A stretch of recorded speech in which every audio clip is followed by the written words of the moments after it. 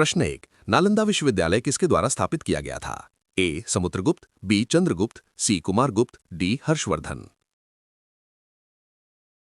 सही उत्तर सी। नालंदा विश्वविद्यालय का मुख्य रूप से कुमारगुप्त ने संरक्षण दिया। ये प्राचीन भारत की प्रमुख शिक्षा केंद्र था जो बौद्ध धर्म से जुड़ा था। भारत में नेपोलियन नाम से कौन प्रसिद्ध है? ए. समुद्रगुप्त, बी. चंद्रगुप्त, सी. कुमारगुप्त, डी. हर्षवर्धन।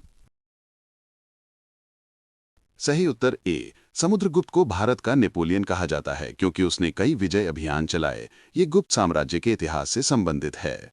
आर्य समाज की स्थापना किसने की? ए. स्वामी दयानंद सरस्वती, बी. स्वामी विवेकानंद, सी. स्वामी सच्चिदानंद, डी. स्वामी नारायण।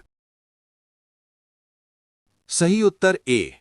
स्वामी दयानंद सरस्वती ने 1875 में आर्य समाज की स्थापना की। ये वेदों की ओर लौटने का आंदोलन था। भारत की सिलिकन घाटी किस शहर में स्थित है? ए. मुंबई, बी. दिल्ली, सी. हैदराबाद, डी. बेंगलुरु। सही उत्तर डी है। बेंगलुरु को भारत की सिलिकन घाटी कहा जाता है क्योंकि वहां आईटी उद्योग विकसित है। यह भारत के भौगोलिक और आर्थिक विकास से जुड़ा है।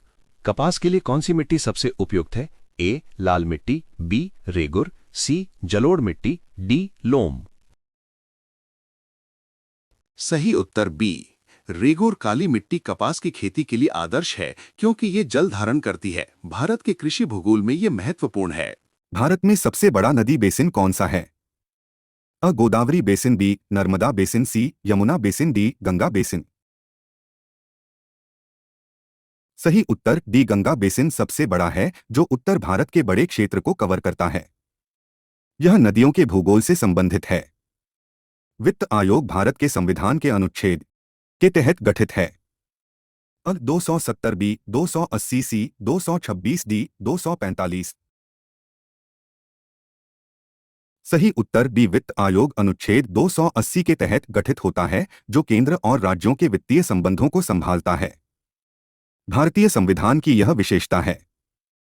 लोकसभा अध्यक्ष किसके द्वारा चुने जाते हैं? अ. राज्यसभा के सभी सदस्य, बी. लोकसभा और राज्यसभा के सभी सदस्य, सी. भारत की जनता, डी. लोकसभा के सभी सदस्य। सही उत्तर डी। लोकसभा अध्यक्ष लोकसभा के सदस्यों द्वारा चुने जाते हैं। यह संसदीय प्रक्रिया का हिस्सा है। योजना आयोग के पहले अध्यक्ष कौन थे? अ. सरदार वल्लभ भाई पटेल, बी. राजेंद्र प्रसाद, सी. जवाहरलाल नेहरू, डी. मोतीलाल नेहरू। सही उत्तर सी। जवाहरलाल नेहरू योजना आयोग के पहले अध्यक्ष थे जो 1950 में गठित हुआ। यह भारत की मिश्रित अर्थव्यवस्था से जुड़ा है। अर्थशास्त्र के पिता कौन कहे जाते हैं? अ. Aristotle, B. Einstein, C. Adam Smith, D. Geoffrey Chaucer. सही उत्तर सी। एडम स्मिथ को अर्थशास्त्र का जनक माना जाता है उनकी किताब वेल्थ ऑफ नेशंस के लिए। यह आर्थिक सिद्धांतों का आधार है।